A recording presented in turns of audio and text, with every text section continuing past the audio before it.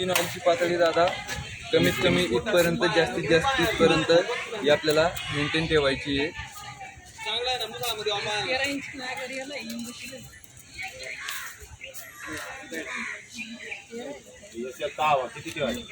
दादा पुढच्या ट्रॅक्टरमध्ये हवा नेहमी 26 ते 30 PS आहे हवा ठेवायची.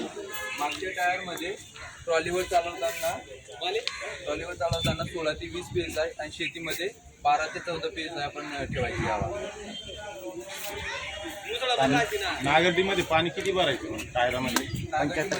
पाणी या टायरला 10 वाजेच्या पोझिशनमध्ये घेऊन 75% पाणी भरायचं. या टायरला हा जो वॉल आहे हा 10 वाजेच्या पोझिशनमध्ये ठेवायचं. पाणी भरत राहायचं जोपर्यंत वॉलमधून पाणी बाहेर येत नाही तोपर्यंत पाणी भरायचं 10 वाजेच्या पोझिशनमध्ये. 75% टायरमध्ये पाणी ठेवायचं.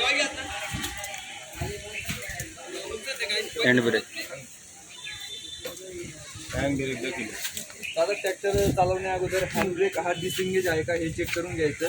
हँड ब्रेक एंगेज करण्यासाठी ब्रेकवर हलका पाय ठेवायचा, याला वरती खेचायचं.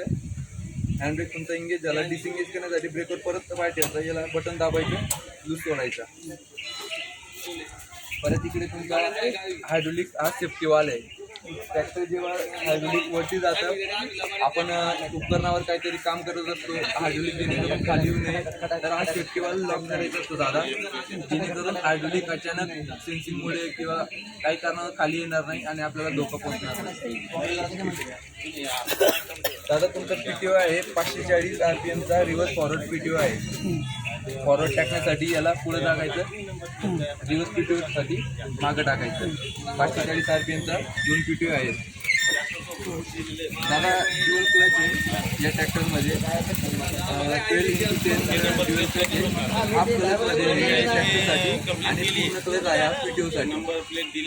जेव्हा फक्त आपल्याला हॉलिंगसाठी किंवा ट्रॅक्टर काम आहे तेव्हा फक्त हाफ क्लच ट्रॅक्टर चालतो. जेव्हा PTO करायचं काम आहे तेव्हा पूर्ण क्लच लावायचं.